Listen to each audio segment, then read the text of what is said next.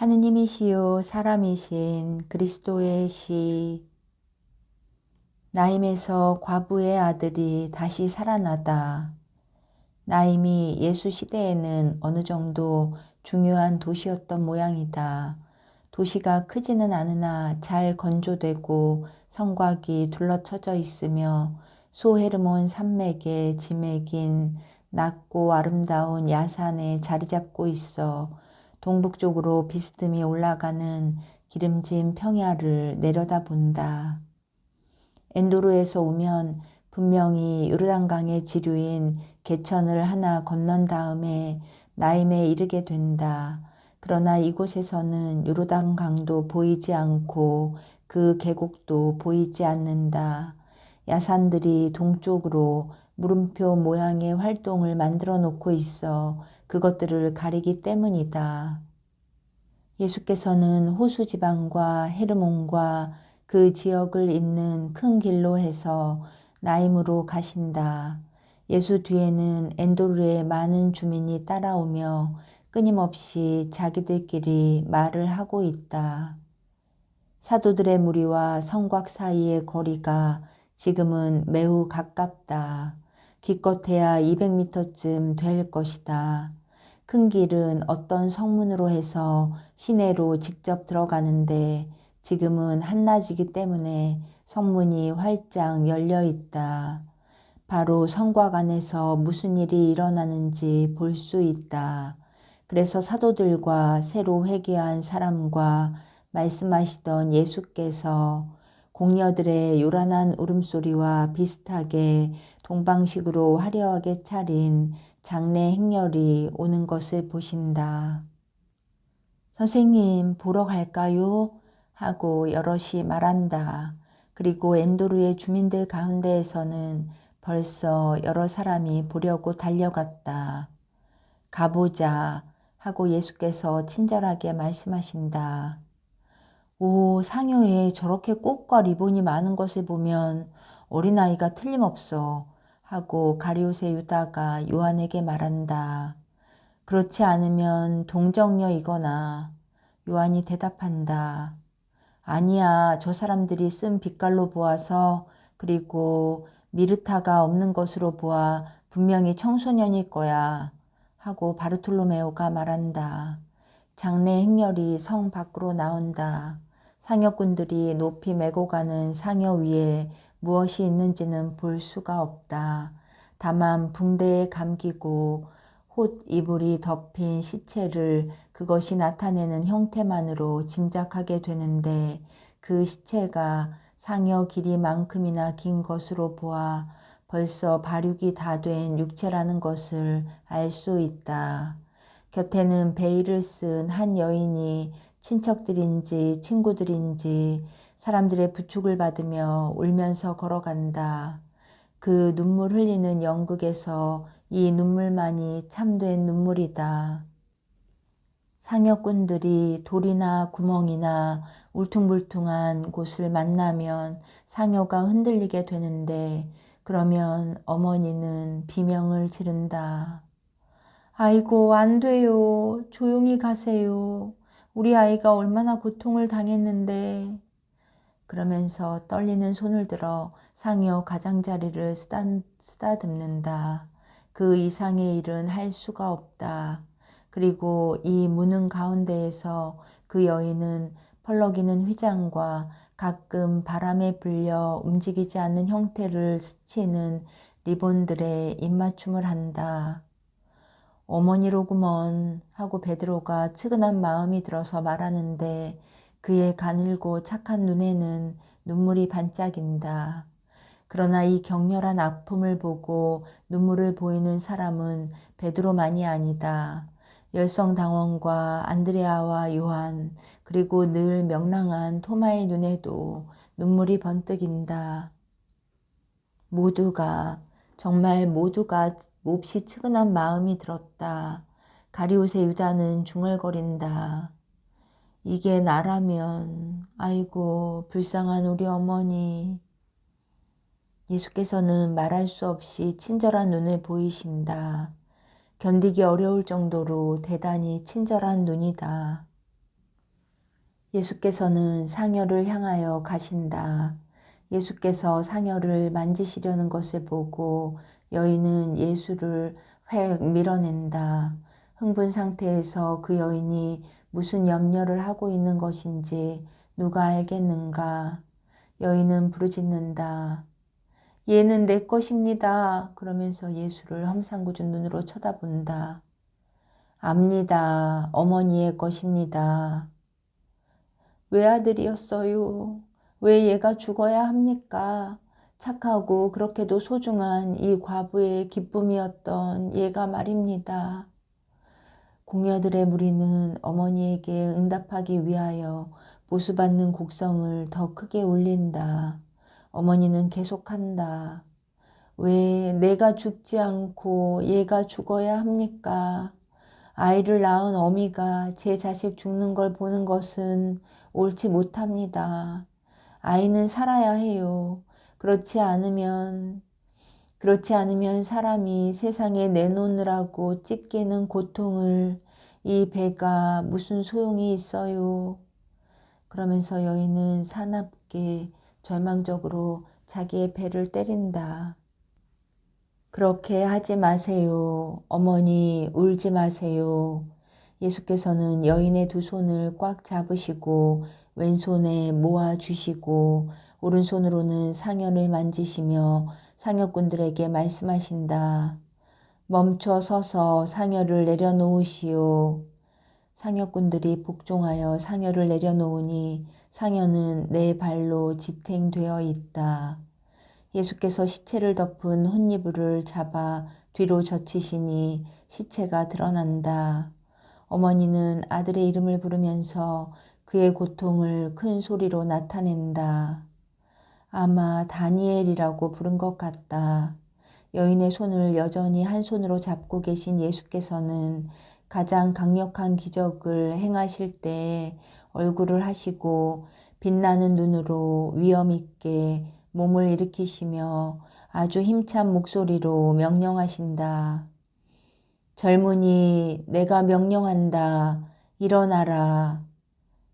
죽은 사람은 붕대에 감긴 그대로 일어나 상여 위에 앉으며 엄마 하고 부른다. 그는 겁에 질린 어린아이와 같이 더듬거리고 질겁을 한 목소리로 어머니를 부른다.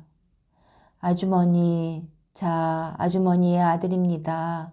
하느님의 이름으로 아들을 당신께 돌려줍니다. 그를 도와 수의를 벗기시오.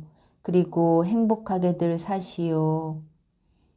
그리고 예수께서는 자리를 뜨려고 하신다. 그렇지. 군중이 예수를 상여에서 꼼짝 못하게 한다. 상여에서는 어머니가 빨리 하느라고 붕대들로 얽히고 그동안 아들은 자꾸만 엄마, 엄마 하고 애절하게 부른다. 수위가 치워지고 붕대가 끌어졌다. 어머니와 아들은 껴안을 수 있었다. 또 사실 향유는 상관하지도 않고 서로 포옹한다. 그런 다음 어머니는 바로 그 붕대를 가지고 사랑하는 얼굴과 사랑하는 손에서 향유를 닦아낸다. 그리고 입힐 것이 아무것도 없으므로 자기의 겉옷을 벗어서 아들에게 입힌다. 이제는 모든 것이 아들을 쓰다듬을 수 있게 허락한다. 예수께서는 여인을 바라다 보신다. 그리고 이제는 음산하지 않은 상여에 바짝 붙어 선 다정스러운 사람들의 무리를 바라다 보시며 물으신다. 가룟요새 유다가 그 눈물을 보고 묻는다. 주님, 왜 우십니까? 예수께서는 그에게로 얼굴을 돌리시고 말씀하신다. 나는 내 어머니를 생각한다. 이 짧은 대화로 여인의 주의가 그의 은인에게로 쏠리게 되었다. 여인은 아들의 손을 잡고 그를 부축한다. 과연 아들은 육체의 마비 상태가 아직 남아있는 사람 같다. 그 여인은 무릎을 꿇고 말한다.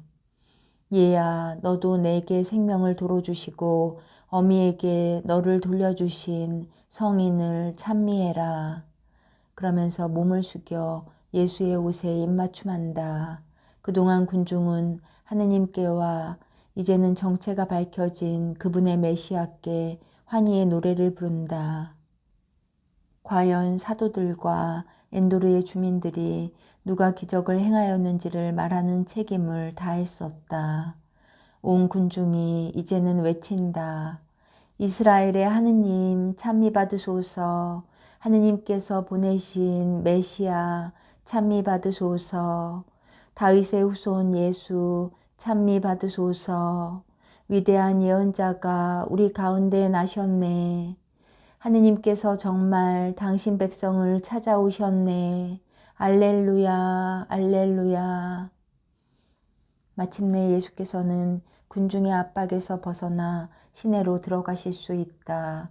군중은 예수를 따라오며 그들의 사랑으로 많은 요구를 하여 괴롭힌다. 한 사람이 달려오더니 넙죽 절을 하면서 말한다. 선생님, 저희 집에 좀 머무르십시오.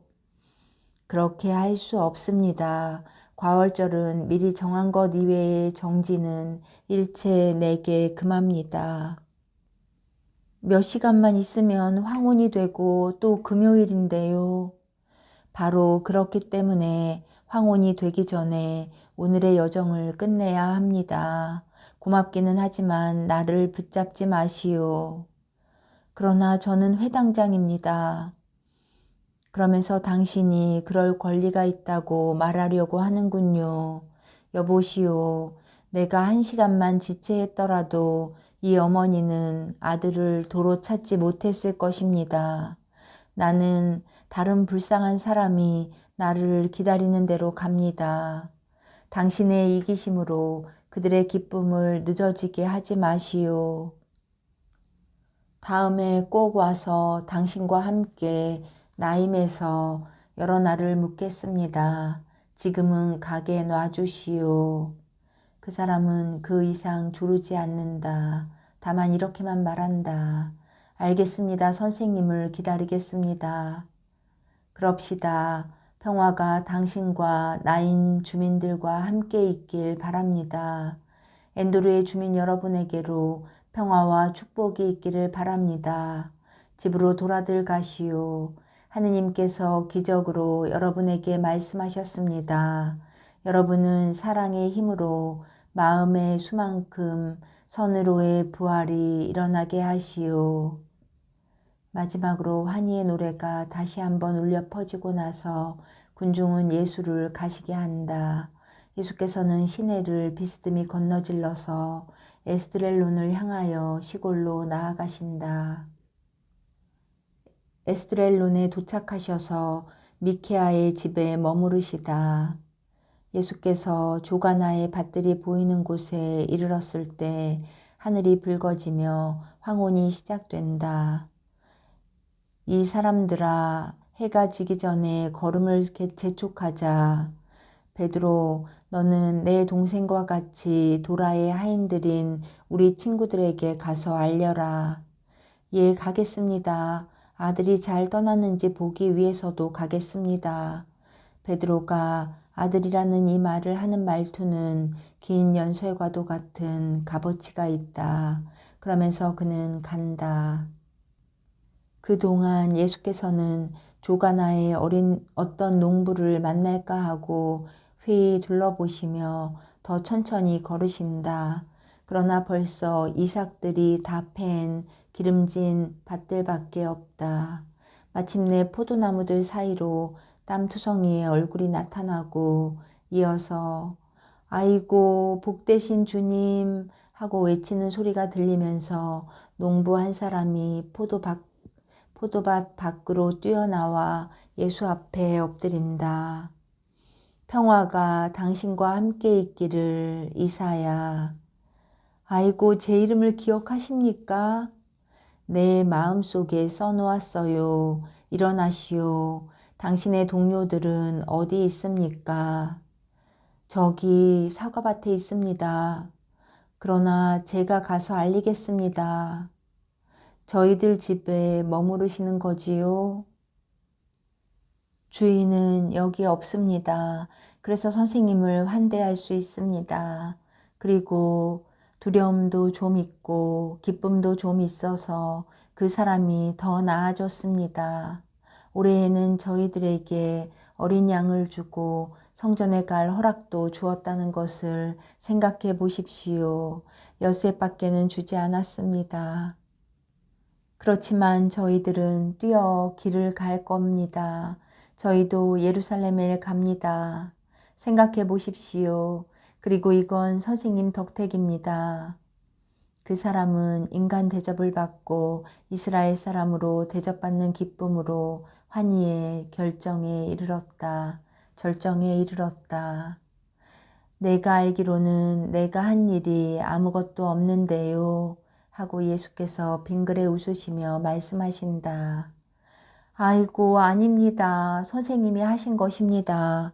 도라와 도라의 밭들 그리고 반대로 올해 농사가 이렇게 잘 된 이 밭들 조가나는 선생님이 오셨다는 것을 알았는데 그 사람은 바보가 아닙니다. 그 사람은 무서워하고 있습니다. 예, 무서워하고 있어요. 무엇을? 생명과 재산에 대해서 도라와 같은 일을 당할까봐 무서워합니다. 도라의 밭들을 보셨습니까? 나는 나임에서 오는 길입니다. 그럼 못 보셨군요. 폭삭 망했습니다. 그 사람은 어떤 몹시 무서운 일을 비밀히 말하는 사람처럼 이 말을 작은 목소리로 한다. 그러나 발음은 분명히 한다. 폭삭 망했습니다. 건초도 없고 밀도 없고 과일도 없습니다. 포도나무들도 말라버리고 사과나무들도 말라버렸습니다. 죽었습니다. 모두가 죽었습니다. 소돔과 고모라처럼. 오십시오. 보여드릴게 오세요. 필요 없어요. 나는 그 농부들에게로 갑니다. 그렇지만 그 사람들은 없어졌습니다. 모르십니까? 도라의 아들 도라가 그 사람들을 모두 쫓아버리거나 내보내거나 했습니다. 그리고 다른 농지로 쫓아낸 사람들은 위반하면 매를 맞는다는 조건으로 선생님에 대해서 말을 하지 못합니다. 선생님에 대해서 말을 안 하다니 그것은 어려울 것입니다. 조가나 자신이 저희들에게 그렇게 말했습니다. 그 사람이 무슨 말을 했어요? 그 사람은 이렇게 말했습니다. 나는 도라만큼 바보가 아니다. 그래서 너희들에게 나자렛 사람 이야기를 하는 것을 나는 원치 않는다. 하고 말하지는 않는다. 그래도 너희들은 그 사람 이야기를 할 테니까 그것은 소용없는 일일 것이다. 또 나는 너희들을 말을 듣지 않는 짐승들처럼 매질을 해서 죽여서 잃고 싶지는 않다. 오히려 너희들에게 나자렛 사람이 가르치는 것과 같이 착하게 살라고 말한다. 그리고 그 사람에게 내가 너희들을 잘 대우한다고 말해라. 나는 그 사람이 나도 저주하기를 원치 않는다. 하고요. 그 사람은 이 밭들이 선생님께서 축복하신 다음 어떻게 되었는지 또 저 밭들이 선생님께서 저주하신 뒤로 어떻게 되었는지를 잘 알거든요. 아이고 저기 제 대신 밭을 갈아준 분들이 오는군요. 그러면서 그 사람은 베드로와 안드레아를 맞이하러 달려간다. 그러나 베드로는 그에게 빨리 인사하고 길을 계속하며 큰 소리로 말하기 시작한다. 아이고 선생님 아무도 없습니다. 새 얼굴들 뿐입니다. 그리고 모든 것이 황폐해졌습니다. 정말이지 그 사람이 농부들을 여기 그대로 두지 않아도 될 것입니다. 사해보다도 더 심합니다. 안다. 이사야가 말해 주었다. 그렇지만 와서 보십시오. 기막힌 광경입니다. 예수께서 그를 만족시키신다. 그리고 우선 이사야에게 말씀하신다. 그럼 당신들과 같이 묻겠습니다. 동료들에게 알리시오. 그리고 수고하지 마시오. 먹을 것은 내가 가지고 있으니까 우리는 그저 잘 수 있는 건초 헛간과 당신들의 사랑만 있으면 됩니다. 곧 오겠습니다. 도라의 밭들은 정말 비참한 광경이다. 밭과 풀밭이 메마르고 헐벗었고 포도밭이 마르고 잎과 열매들은 갖가지 곤충 수백만 마리 때문에 나무에서 파괴되었다.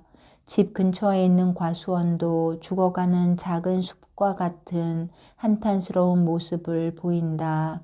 농부들이 이리저리 어슬렁거리며 잡초를 뽑고 애벌레와 괄태충과 지렁이와 같은 종류의 다른 곤충들을 쫓고 남아있는 잎에 까맣게 달라붙어서 나무를 죽게 할 정도로 메마르게 하는 작은 나비들과 진디와 다른 기생충들을 빠뜨리기 위하여 물이 가득한 솥들을 갖다 놓고 나뭇가지들을 흔든다. 그들은 포도덩굴에서 살아있는 표를 찾아본다. 그러나 바싹 마른 포도덩굴은 건드리기가 무섭게 부러지고 때로는 뿌리를 톱으로 자른 것처럼 발에 밟혀 꺾어진다. 조가나의 밭과 포도나무들과 과수원들과의 대조는 매우 뚜렷하며 저주받은 밭들의 황폐는 다른 밭들의 기름짐과 비교하면 한층 더 심한 것 같다. 시나이산의 하느님께서는 묵직한 손을 가지고 계시군요 하고 열성당원 시몬이 중얼거린다. 예수께서는 그렇고 말고 하고 말씀하시려는 듯한 몸짓을 하시지만 아무 말씀도 하지 않으신다. 다만 어떻게 이렇게 되었소? 하고만 물으신다. 한 농부가 입속에서 중얼거린다. 두더지, 메뚜기, 벌레들, 그렇지만 가십시오. 감시인은 도라의 신복입니다. 저희들에게 해를 끼치지 마십시오. 예수께서는 한숨을 한번 쉬시고 떠나신다. 사과나무 한 그루를 살려볼 희망을 가지고 북돋워 주느라고 몸을 구부리고 있는 다른 농부가 말한다. 내일 감시인이 기도하러 제즈라엘에 가면 선생님 계신 대로 가겠습니다. 미케아의 집으로 가겠습니다. 예수께서는 강복하는 손짓을 하시고 떠나신다. 예수께서 내거리로 돌아오시니 조가나의 모든 농부가 기뻐하며 온통 잔치 분위기에 젖어 있다. 그들은 그들의 메시아를 에워싸고 그들의 초라한 집으로 모시고 간다. 거기 가보셨습니까? 가보았습니다. 내일 도라의 농부들이 올 것입니다. 잔인하고 비열한 사람들이 기도를 하는 동안은 좋습니다. 저희들은 안식일마다 이렇게 합니다. 그리고 요나에게서 들은 것과 저희들을 자주 찾아오는 이삭에게서 들은 것과 티슈리 달에 선생님이 설교하신 것을 가지고 선생님 이야기를 합니다. 저희들은 그저 아는 대로 이야기합니다. 선생님 말씀을 하지 않고 견딜 수는 없으니까요.